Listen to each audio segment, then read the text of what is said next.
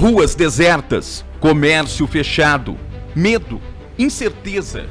A guerra contra um inimigo invisível, mutante, que ataca os pulmões e principalmente os nervos da população.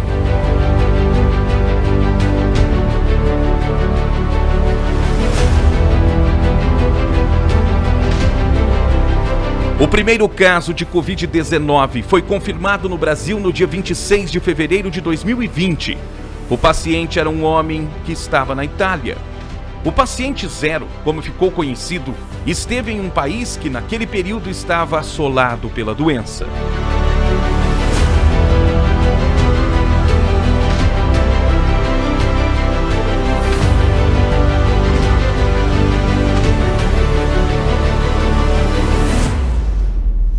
Cenas que jamais serão esquecidas foram registradas de forma dramática em hospitais superlotados pelo Brasil inteiro.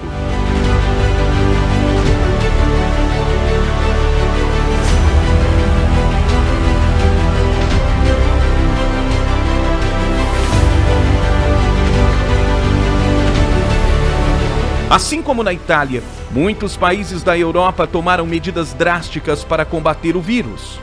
Fronteiras foram fechadas e o isolamento social foi a palavra de ordem contra um inimigo vindo da China.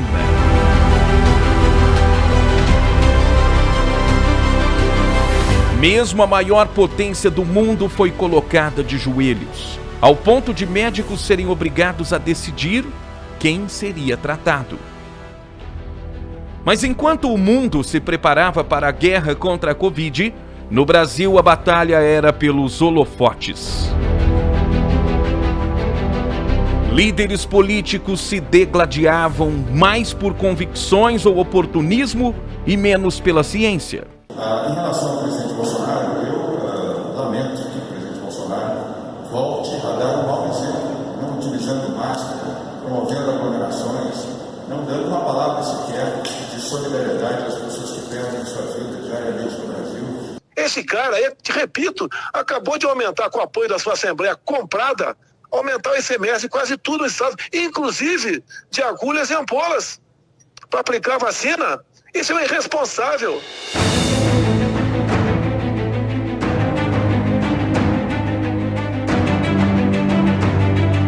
Do alto, a imagem impressiona.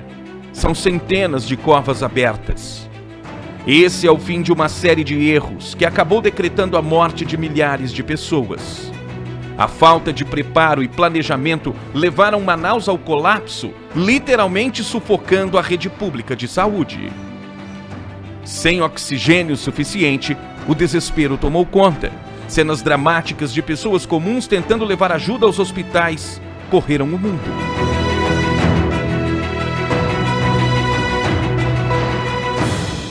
A situação, que já era muito ruim, piorou com o desenvolvimento do vírus. Uma nova variante que pode ser ainda mais letal. As mudanças aconteceram nos genes que codificam a estrutura que fica na superfície do vírus e permite que ele invada as células do nosso corpo, tornando-o mais infeccioso. A mutação do vírus rompeu fronteiras, se espalhou pelo Brasil e bateu à nossa porta. A 80 quilômetros de Ribeirão Preto está Araraquara. Com quase 240 mil habitantes, a cidade é um dos mais importantes centros comerciais do interior. Repleta de indústrias e com o comércio muito forte, é difícil imaginar o centro do município dessa forma. Completamente deserto, em plena segunda-feira. Para conter a chegada da cepa vinda de Manaus, em meio a uma crise hospitalar com 100% de ocupação de leitos, o prefeito decretou um lockdown de 60 horas, prorrogado essa semana, com as restrições mais severas para tentar diminuir o número de casos. Outras cidades da região, inclusive Ribeirão Preto, não estão livres do avanço da doença em novo formato. Mas o perigo do ataque é mais rápido do que as forças de defesa e a nova variante já se instalou em Ribeirão Preto. 12 novos casos foram detectados. Tem algumas pessoas que, por irresponsabilidade ou por incapacidade de enxergar a letalidade, a periculosidade, a violência dessa doença e a forma traiçoeira dela atuar, não vem se comportando corretamente. E por esses é que nós estamos pagando o preço de aumento da nossa preocupação, da possibilidade de aumento de novos casos, de novas internações e, com toda certeza, o aparecimento, infelizmente, de novos óbitos. Em um momento de esperança para a população mundial, com a chegada da vacina, o vírus aplica um novo golpe e coloca a ciência numa corrida contra o tempo. Caso as vacinas tenham sua eficácia reduzida contra as novas variantes do coronavírus em circulação, o processo de adaptação dos imunizantes a essas cepas deverá durar cerca de 2 meses. Talvez um tempo que nem todos possam esperar.